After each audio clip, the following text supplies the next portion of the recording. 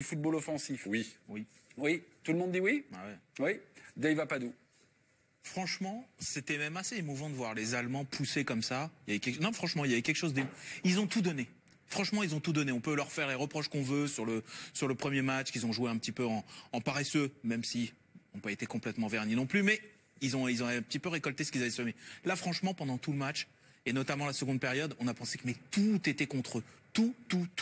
Et franchement, de continuer à jouer, de continuer et surtout de pas balancer. Parce que moi, c'est ça que j'ai aimé. J'ai retrouvé quelque chose qu'avait l'équipe d'Espagne et de Barcelone aussi. C'est-à-dire que même quand ils étaient menés, même quand la situation elle était compliquée, c'est-à-dire qu'à aucun moment ils ont renoncé à ce qui fait leur jeu. Dave, simplement. Si Kroos ne met pas le coup franc, qu'est-ce qu'on dit? Eh ben, c'est Olivier... la défaite du jeu. Ça aurait été la défaite du jeu. Ça aurait été la défaite du jeu. Vous connaissez ma position puisqu'on avait le débat 30 secondes avant. Non, pas la défaite du jeu. Ça aurait été la défaite peut-être d'un manque de réalisme offensif. Pas la défaite du jeu. Oui, non, oui. Pas la défaite du jeu parce que quand Brand frappe le ballon sur le poteau, c'est magnifique. Ah bah oui. Parce que le geste, le geste est malchance. Si, il y a eu un peu en première période, ils ont des occasions où peut-être il y a même en deuxième, il y a eu des situations mal gérées aussi. Non, on aurait dit que c'était un manque de réalisme. Oui, mais ça aurait été quand même la défaite du jeu parce qu'à un moment il y a une équipe qui joue et pas l'autre. Je veux dire, on peut le tourner comme on veut. Non, mais elle fait du bien, celle-là. Ah non, mais ne commencez pas à me dire des trucs comme ça. Les Suédois. Non, mais attends. Ne commence pas à dire qu'il y en a une qui jouait, l'autre qui jouait pas. Il y en a une. 76-24. Il y en a une qui, tu m'excuseras, mais moi j'estime qu'elle a joué superbement bien le coup. C'est les Suédois. Et je te rappelle que si l'arbitre, il est logique avec lui-même, les Suédois peuvent rentrer au vestiaire avec 2 buts d'avance. Vous êtes des cyniques. Alors voilà, nous ne sommes pas des cyniques. Si, vous êtes des cyniques. Vous êtes les inspecteurs des travaux finis. Ils ont marqué, donc ils sont meilleurs. Ah ben oui, ils jouaient avec leurs moyens, Eh ben les Suédois, ils ont joué comme ils ont pu. Ils n'ont pas été capables d'en faire plus. Ils n'ont rien fait en seconde période. Ils sont pas sortis. Parce qu'ils ne le pouvaient pas. Ils ne pouvaient pas. Moi, je préfère une équipe qui peut. Je préfère une équipe qui peut. Tu voulais qu'ils aillent au vestiaire. Johan Micou, après on ira voir le coin droit de l'équipe du soir, un petit détour du côté de Johan. Mais je pense qu'elle fait du bien pour le football en général. Et elle fait du bien par rapport à cette Coupe du Monde. Parce qu'on en parlait tout à l'heure, je dis, cette Coupe du Monde, elle n'est pas pourrie, mais elle donne presque raison aux équipes qui défendent. Et là, moi, je trouve que celle-là, elle fait du bien énormément au jeu, au foot. Parce que même si tu me dis, oui, ils ont fait avec leurs moyens, ils ont quand même des joueurs de foot, la Suède. Et ils ont pensé qu'à défendre. Alors ils ont eu quelques coups, ok, mais ils ont pensé qu'à défendre. Et l'équipe qui a attaqué, qui a fait une deuxième mi-temps extraordinaire, un départ fantastique de la 45e jusqu'à la fin, même à 10 contre 11, ils ont continué à jouer. Et elle fait énormément de bien au football, à l'esprit du jeu, à se dire que on peut jouer, construire, essayer d'être offensif et remporter des matchs. Mais c'est là où je pense qu'il faut... Non, mais attendez, parce que moi je suis bien. Je suis pas du tout anti-allemand, bien au contraire, parce que j'aime le football allemand. Mais je pense que... T'habites à Nancy. Tu fais des courses en Allemagne. Figure-toi, Eric.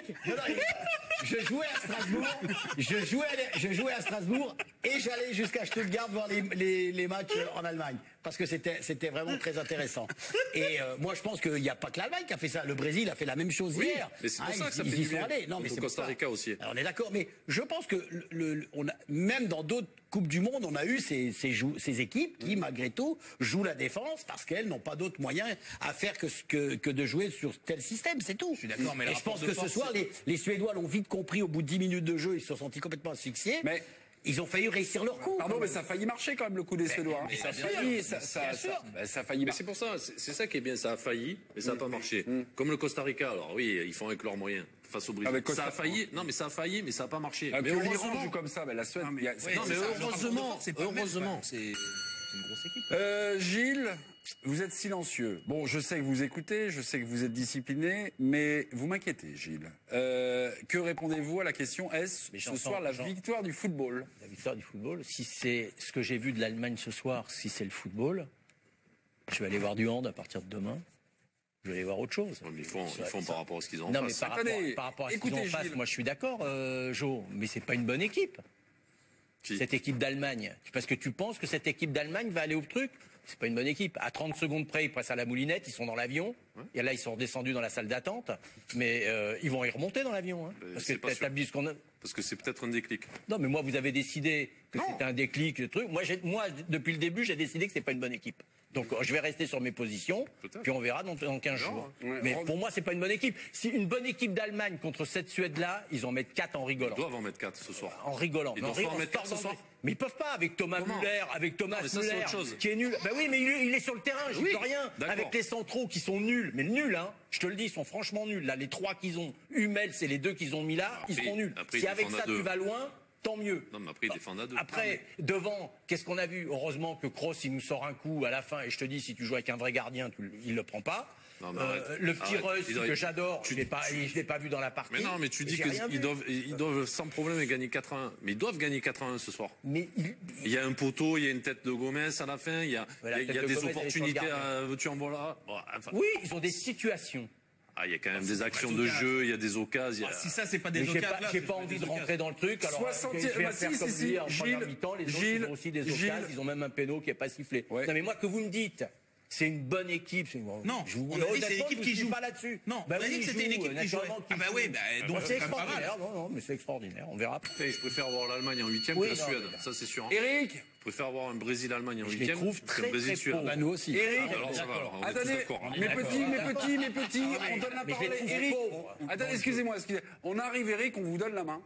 Sur cette idée de l'équipe du niveau de l'Allemagne. Moi, je vais vous dire sincèrement, je suis pas pro-allemand, mais ils ont un jeu collectif quand même, voilà, qui ressemble peut-être à l'Espagne, mais on l'a vu depuis 2014. Ils perdaient ce soir, j'aurais dit la meilleure équipe a été éliminée. Pour moi, l'Allemagne, c'est plus fort. Voilà, et ils doivent s'adapter au jeu et à la défense. Ils ont abandonné le ballon, les Suédois. Ils pouvaient peut-être pas faire autrement. Qu'est-ce que tu veux qu'ils fassent de plus? Il y a Gomez rate un but tout fait du pied gauche qui passe au-dessus. Sa tête, elle est sur le gardien. Il y a un poteau. Il manque d'efficacité, mais ils ont persévéré dans ce qu'ils savent faire. Est-ce que ça sera suffisant devant le Brésil? Alors là, oui, ils peuvent descendre, parce que là, c'est un Brésil-Allemagne. Donc, et après, il a fait des choix forts quand même, parce qu'il a sorti aux îles. Bon, Khedira. Bon, Müller. On pensait, et à la mi-temps, il a fait rentrer Gomez, et malheureusement, n'a pas concrétisé. Et juste, et je termine, la possession, ça sert un peu, quand même. Eric, parce que moi, je peux te le retourner. C'est pas une possession je me suis fait plaquer en première mi-temps, ça sert Eric Blanc, écoutez-moi, mon Eric. Eric nous a raconté sur son match. Est-ce que c'est la plus belle équipe ou la plus belle philosophie? Moi, je trouve qu'au niveau de la philosophie, c'est magnifique. L'équipe, je suis moins rassuré. Je trouve qu'il manque toujours un grand. J'ai pas dit la plus belle équipe par rapport aux Suédois. Oui, parce que les Suédois jouent. Les Suédois jouent avec Toivonen et Durmaz, qui n'ont jamais été titulaires à Toulouse, qui a joué les barrages pour pas descendre en deuxième division. Ils ont une drôle d'équipe, hein. Et ils ont 74% de possession.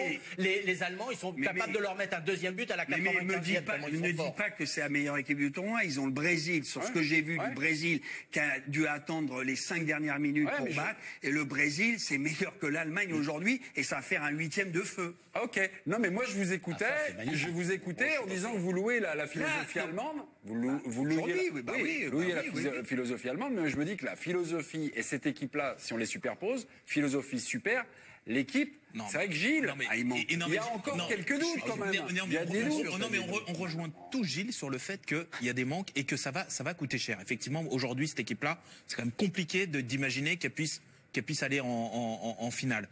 Mais on a l'impression qu'en fait, cette équipe n'a pas les moyens, ou pas complètement les moyens de sa philosophie. Mais moi, je trouve que c'est louable, et que c'est, moi, je n'ai rien à faire que ce soit l'Allemagne ou la Suède, je suis ni l'un ni l'autre. Mais pour le plaisir des yeux et pour le plaisir de ce qui anime. Non, mais pour le plaisir de la qualité de jeu, et ben voilà, je trouve quand même que c'est louable quand même que les Allemands continuent à persévérer, alors que clairement, et là pour le coup Gilles a raison, il y a des manques qui vont leur coûter cher. La défense centrale, le manque de buteurs aussi. Mais quand je t'écoute quand même, moi ça aurait été quand même terrifiant que les Allemands abdiquent.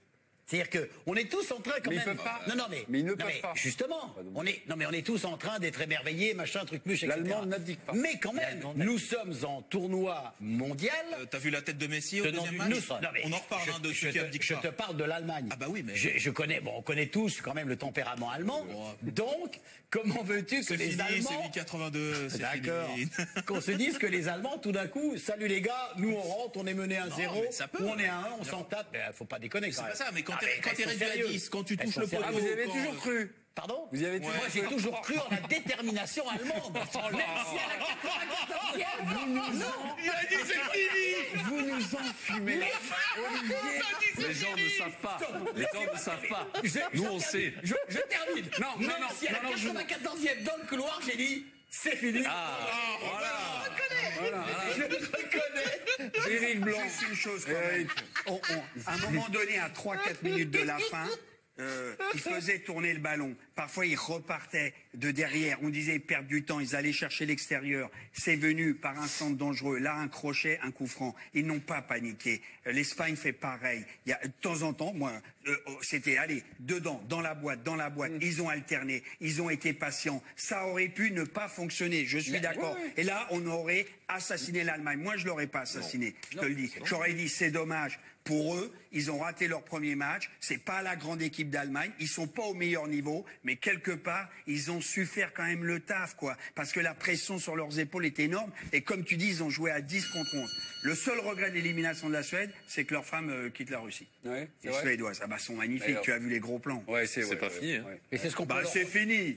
Tu me dis que si tu. Non, oui, c'est pas fini, mais pratiquement. S'ils battent le Mexique, ils passent devant. Ah non, mais si le Brésil. Faut qu'ils battent le Mexique par 3 buts d'écart. Non, 2. Regardez.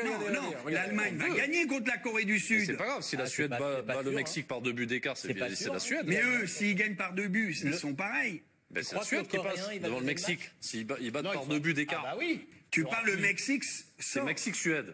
Oui, si la Suède bat le Mexique par 2 buts d'écart, ils passent devant. Ouais. Oui, c'est pas fini. Absolument. 2 buts d'écart. Mais on peut quand même reprocher aux oui, tu Suédois... me dis que le Mexique sort, mais l'Allemagne va faire le taf. L'Allemagne passera. Oui, et on peut quand même reprocher aux Suédois, à 10 contre 11, dans au moins les 10 dernières minutes, de n'a pas su conserver le ballon. Mais non. Non, mais ça, c'est la vérité. Ça, c'est la vérité. Mais ça, ils savent pas le conserver. Je le regrette. Non, mais c'est étonnant quand même, parce qu'ils ont été vaillants. Le sélectionneur avait sorti tous ses attaquants. Non. Mais c'est étonnant quand même. Oui, mais c'est pas parce que tu n'as pas d'attaquant que tu ne peux pas conserver le ballon. Ouais, mais c'est bien tu peux arriver quand même à conserver un petit peu de ballon. Et je pense que là aussi, les Allemands ont été intelligents parce qu'ils ont aussi su profiter de cette faiblesse. Mais tu vois, ce qui est dommageable pour eux, c'est que j'y ai pensé à un moment donné. Ils faisaient un exploit énorme sans Zlatan. Tu vois, quand tu es suédois et tu vois ses supporters être crucifiés à la 95e, et sans Zlatan, mine de rien, avec une équipe en bois, avec Toynoven, tout ça, on dit... Comment Toynoven, je sais pas, il joue à Toulouse.